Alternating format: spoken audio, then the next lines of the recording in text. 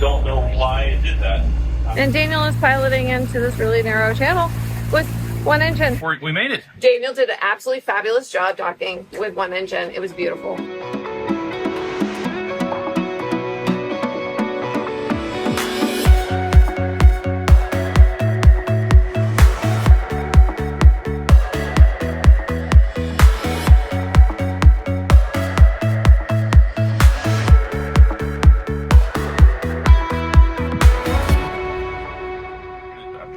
We're not leaning towards busted head gasket or heat exchanger failure. I'm going to go in, I'm going to do a visual inspection, check the coolant, check the sea strainer, all those kind of fun things to make sure that, you know, we're not looking an obvious problem in the face and just spiraling towards disaster. Come up here, turn on the engine, and check to see if we're getting some good water exhaust. So looking at more of a cooling issue instead of a catastrophic failure of a head gasket. There's no sign of rubbing or wearing there. All this looks good. Belt tension still good. Coolant is a little on the low side. You know, it wants to be, between here and here, so that's a little low. Well, that looks gross in and of itself.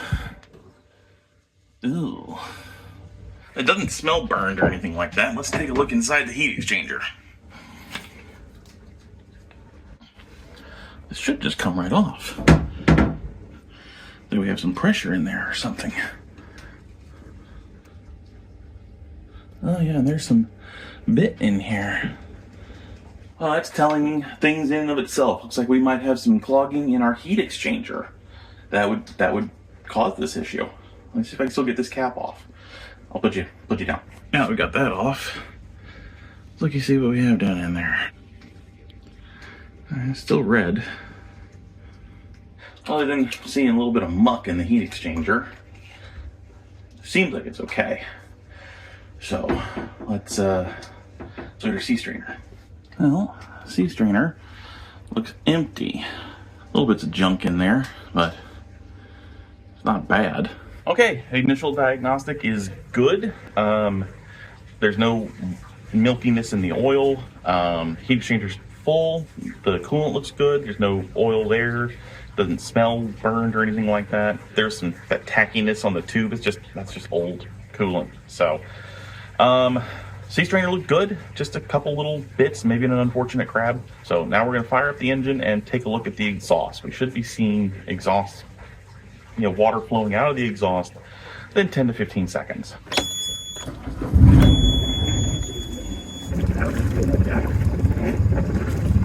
It is flowing, but I would not call that a strong pulse. Let's turn on the starboard engine to compare, because we just replaced that water pump.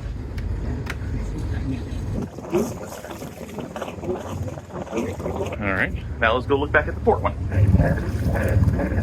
Yep, I think we might just have a tired water pump, or maybe there's still some clogging in the line. So we're narrowing down the problems here. All right, we're letting the engine warm up a bit. I want to check the temperature with the old infrared thermometer guy here. That's been running probably about 5 minutes now, and we're just hanging out there in the mid 140s, which is great.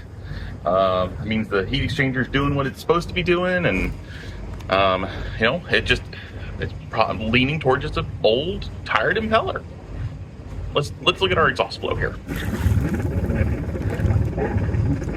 Yeah, I mean, it's not awful, but I wouldn't call it strong either. So let's crack into that water pump, see what we got. Now, which one do I pick? Eeny, meeny, miny, mo. Yeah, that ain't work. Okay, so let's go ahead and get this impeller changed.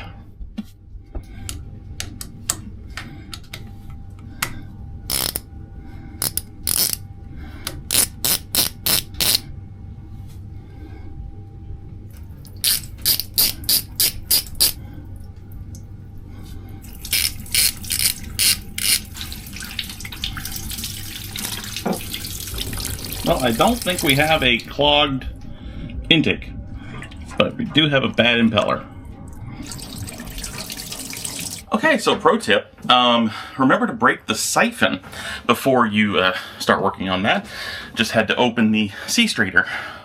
Yeah, it does definitely look like we have a bad impeller. Let's take a look. See, they're all supposed to have these nice things here. And this one, it's gone. It's actually kind of stuck in the tube there. Let's get crack-a-lackin'. Just a little bit at a time here. There we go. Yeah. It's a bad impeller, guys. New impeller. New gasket. But that a gasket in there still looks pretty good, so I'm gonna leave it. Save this for later. Glycerin lubricant. Right. Lube all the parts and pieces. Don't use petroleum base because it will apparently eat things. So use the supply product. I have no idea how much I'm supposed to use, but they gave me this whole thing, so I'm assuming they want me to use a lot. Okay. And now let's put the screws back on and give it a test. There we go.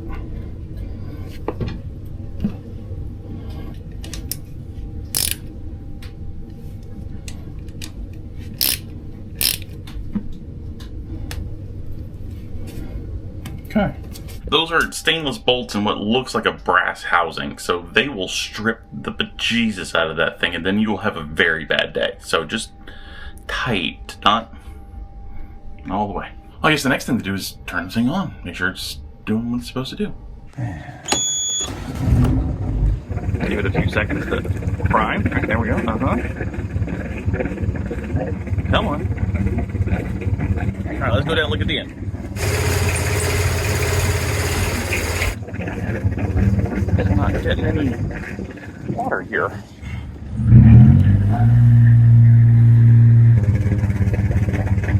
Okay, let's take another look. Just restarted it. Looked down there.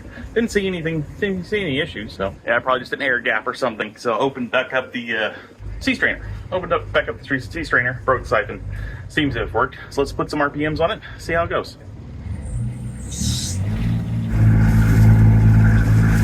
Yeah, that's good and strong.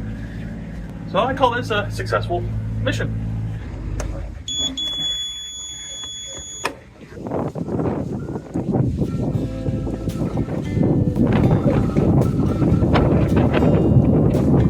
So we were expecting some strong northerly to come in today, and it has arrived.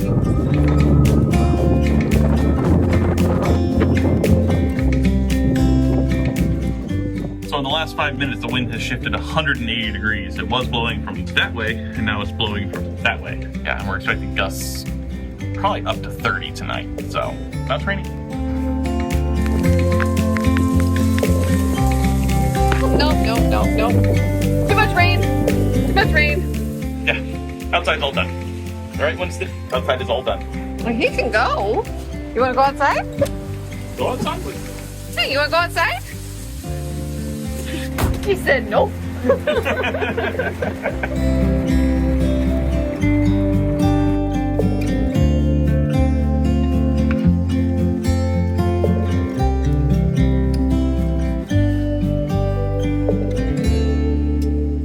Chuck roast, poor man's prime rib.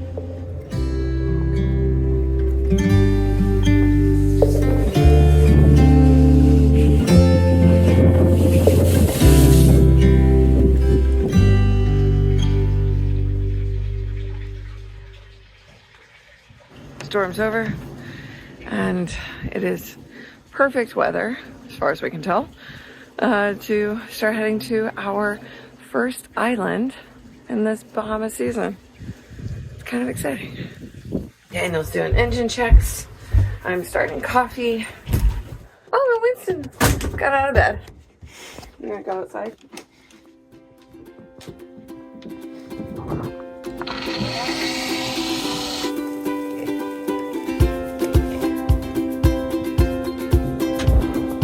Ready? Ready. There we go.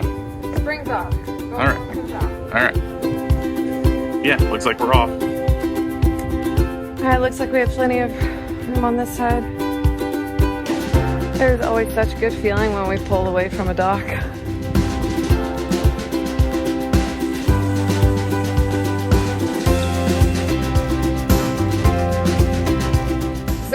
the Indian Rock Passage at low tide-ish, which makes me really nervous, honestly. But the sea state will calm down once we get a little past these islands.